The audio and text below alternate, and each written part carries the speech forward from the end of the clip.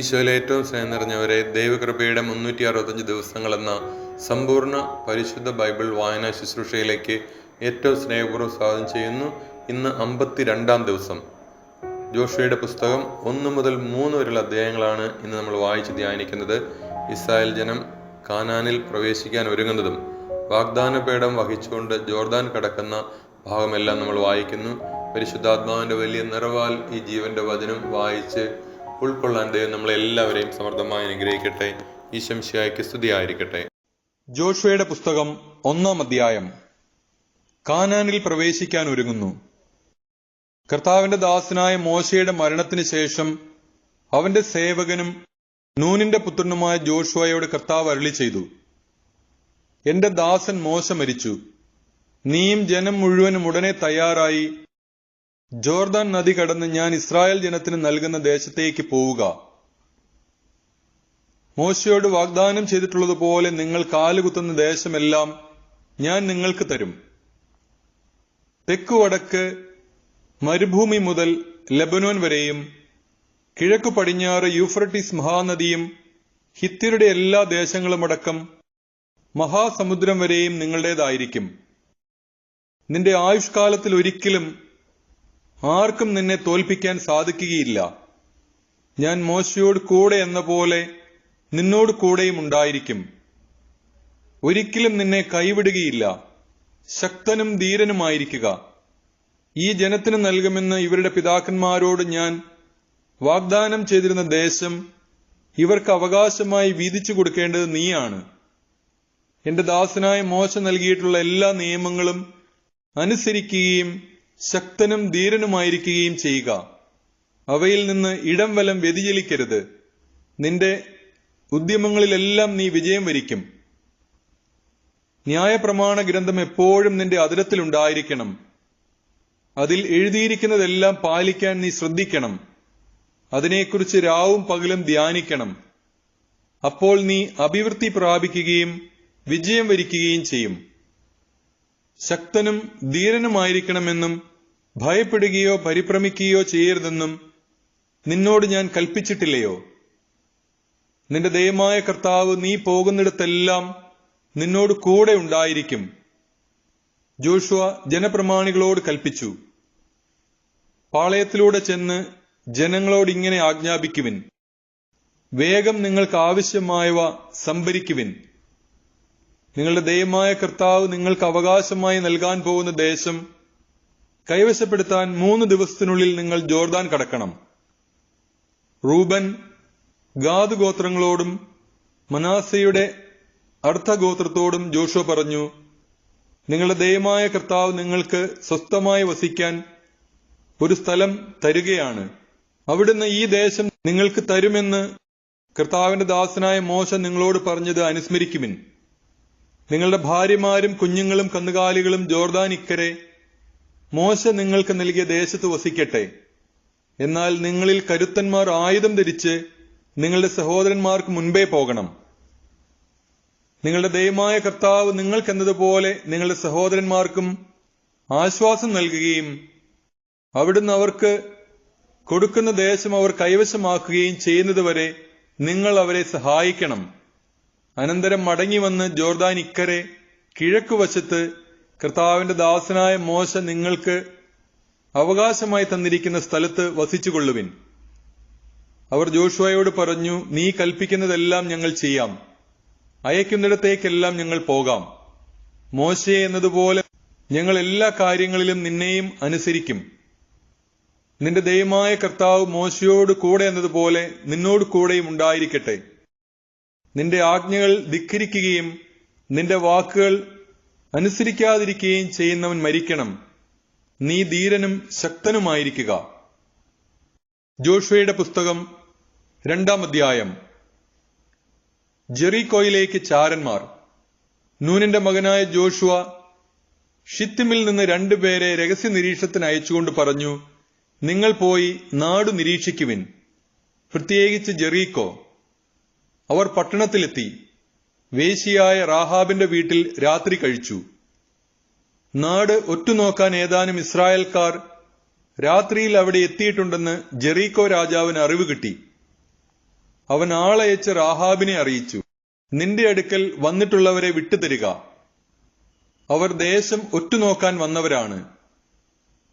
ഇരുവരെയും ഒളിപ്പിച്ചിട്ട് അവൾ പറഞ്ഞു, ഏതാനും പേർ ഇവിടെ വന്ന് എന്നത് വാസ്തവം തന്നെ, എന്നാൽ അവർ എവിടുത്തുകാരാണെന്ന് എനിക്ക് അറിഞ്ഞുകൂടാ.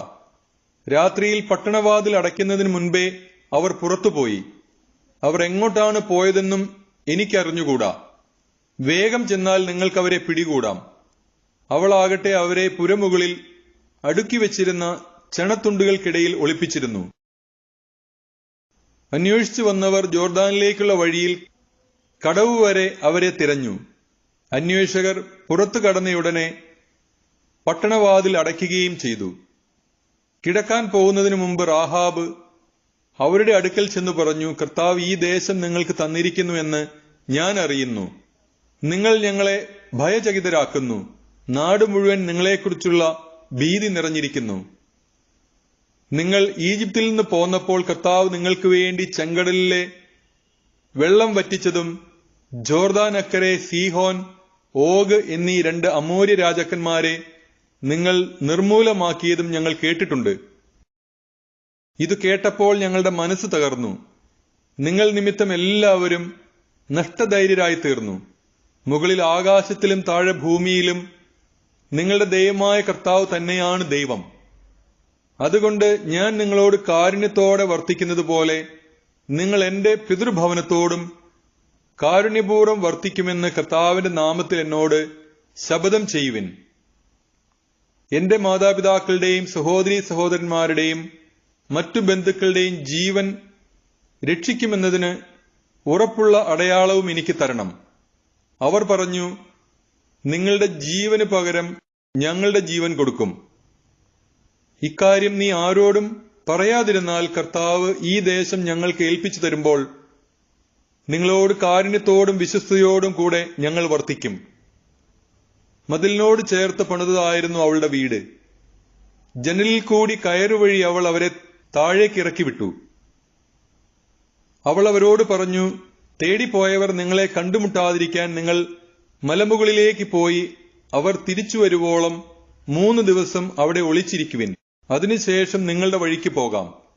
അവർ പറഞ്ഞു, ഞങ്ങളെക്കൊണ്ട് ശബ്ദം ചെയ്യിച്ച വാഗ്ദാനം ഞങ്ങൾ പാലിക്കും.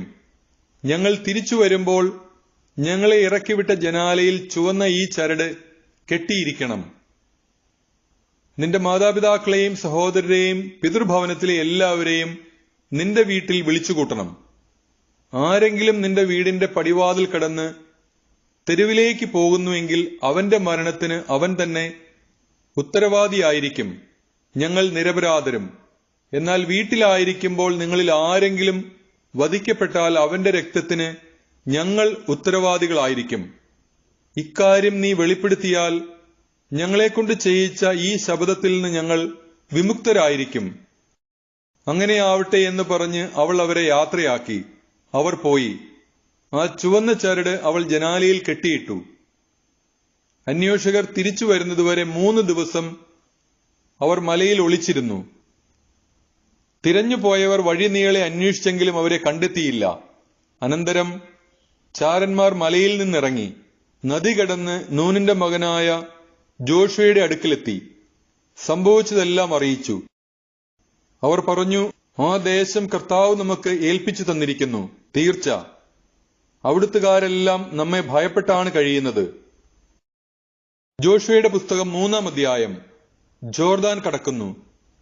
ജോഷുവ അതിരാവിലെ എഴുന്നേറ്റ് സകല ഇസ്രായേലരോടും കൂടെ ഷിത്തിമിൽ നിന്ന് പുറപ്പെട്ട് ജോർദാൻ നദിക്കരികെ എത്തി. മറുകര കടക്കാൻ സൗകര്യം പാർത്ത് അവിടെ കൂടാരം പടിച്ചു. 3 ദിവസം കഴിഞ്ഞ് പ്രമാണികൾ പാളയത്തിലൂടെ നടന്ന് ജനത്തോട് കൽപ്പിച്ചു, ലേവ്യ പുരോഹിതന്മാർ നിങ്ങളുടെ ദൈവമായ കർത്താവിന്റെ വാഗ്ദാന പേടകം സംവഹിക്കുന്നത് കാണുമ്പോൾ നിങ്ങൾ അവരെ അനുഗമിക്കുവിൻ. ഈ വഴിയിലൂടെ ഇതിനു മുൻപ് നിങ്ങൾ പോയിട്ടില്ലാത്തതിനാൽ പോകേണ്ട വഴി അവർ കാണിച്ചു തരും. എന്നാൽ നിങ്ങൾക്കും വാഗ്ദാന പേടകത്തിനും ഇടയ്ക്ക് 2000 മുഴം അകലമുണ്ടായിരിക്കണം. അതിനെ സമീപിക്കരുത്. ജോഷുവ ജനത്തോട് പറഞ്ഞു, നിങ്ങളെ തന്നെ ശുദ്ധീകരിക്കുവിൻ. നാളെ നിങ്ങളുടെ ഇടയിൽ കർത്താവ് അത്ഭുതങ്ങൾ പ്രവർത്തിക്കും. വാഗ്ദാന പേടകമെടുത്ത് ജനങ്ങൾക്ക് മുമ്പേ നടക്കുവിനെന്ന് അവൻ പുരോഹിതന്മാരോട് പറഞ്ഞു. അവർ അപ്രകാരം ചെയ്തു. കർത്താവ് ജോഷുവയോട് പറഞ്ഞു, ഞാൻ മോശയോട് കൂടെ എന്ന പോലെ നിന്നോട് കൂടെയുമുണ്ടെന്ന് അവർ അറിയുന്നതിന് ഇന്ന് നിന്നെ ഞാൻ ഇസ്രായേൽ ജനത്തിന്റെ മുമ്പാകെ ഉന്നതനാക്കാൻ പോകുന്നു. ജോർദാനിലെ വെള്ളത്തിനരികിലെത്തുമ്പോൾ അവിടെ നിശ്ചലരായി നിൽക്കണമെന്ന് വാഗ്ദാന പേടകം വഹിക്കുന്ന പുരോഹിതന്മാരോട് നീ കൽപ്പിക്കണം. ജോഷുവ ഇസ്രായേലിയരോട് പറഞ്ഞു, നിങ്ങൾ അടുത്തുവന്ന് ദൈവമായ കർത്താവിന്റെ വാക്ക് കേൾക്കുവിൻ. അവൻ തുടർന്നു, ജീവിക്കുന്ന ദൈവം നിങ്ങളുടെ ഇടയിലുണ്ടെന്നും കാനാന്യർ, ഹിത്യർ, ഹിവ്യർ, പെരീസ്യർ, ഗിർഗാഷ്യർ, അമ്മോര്യർ, ജബൂസ്യർ എന്നിവരെ നിങ്ങളുടെ മുമ്പിൽ നിന്ന് അവിടുന്ന് തുരത്തുമെന്നും ഇതിനാൽ നിങ്ങൾ അറിയണം. ഭൂമി മുഴുവന്റെയും നാഥനായ കർത്താവിന്റെ വാഗ്ദാന പേടകം നിങ്ങൾക്ക് മുൻപേ ജോർദാനിലേക്ക് പോകുന്നത് കണ്ടാലും ഇസ്രായേൽ ഗോത്രങ്ങളിൽ നിന്ന് ഗോത്രത്തിനൊന്നു വീതം 12 പേരെ തിരഞ്ഞെടുക്കുവിൻ. ഭൂമി മുഴുവന്റെയും നാഥനായ കർത്താവിന്റെ പേടകം വഹിക്കുന്ന പുരോഹിതന്മാരുടെ ഉള്ളങ്കാൽ ജോർദാനിലെ ജലത്തെ സ്പർശിക്കുമ്പോൾ വെള്ളത്തിന്റെ ഒഴുക്ക് നിലയ്ക്കുകയും മുകളിൽ നിന്ന് വരുന്ന വെള്ളം ചിറ പോലെ കെട്ടിനിൽക്കുകയും ചെയ്യും. തങ്ങൾക്ക് മുമ്പേ വാഗ്ദാന പേടകം വഹിച്ചുകൊണ്ടു പോകുന്ന പുരോഹിതന്മാരുടെ കൂടെ ജനം ജോർദാൻ നദി കടക്കുന്നതിന് കൂടാരങ്ങളിൽ നിന്ന് പുറപ്പെട്ടു. വാഗ്ദാന പേടകം വഹിച്ചിരുന്നവർ ജോർദാൻ നദീതീരത്തെത്തി. പേടകം വഹിച്ചിരുന്ന പുരോഹിതന്മാരുടെ പാദങ്ങൾ ജലത്തെ സ്പർശിച്ചു. കൊയ്ത്തുകാലം മുഴുവൻ ജോർദാൻ കരകവിഞ്ഞൊഴുക പതിവാണ്. വെള്ളത്തിന്റെ ഒഴുക്ക് നിലച്ചു. സാരെഥാന് സമീപമുള്ള ആദം പട്ടണത്തിനരികെ അത് ചിറ പോലെ പൊങ്ങി. അരാബ ഉപ്പുകടലിലേക്ക് ഒഴുകിയ വെള്ളം നിശേഷം വാർന്നുപോയി. ജനം ജെറീക്കോയ്ക്ക് നേരെ മറുകര കടന്നു.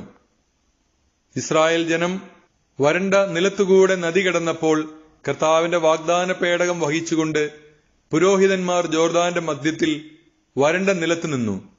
സർവരും ജോർദാൻ കടക്കുന്നതുവരെ അവർ അവിടെ നിന്നു.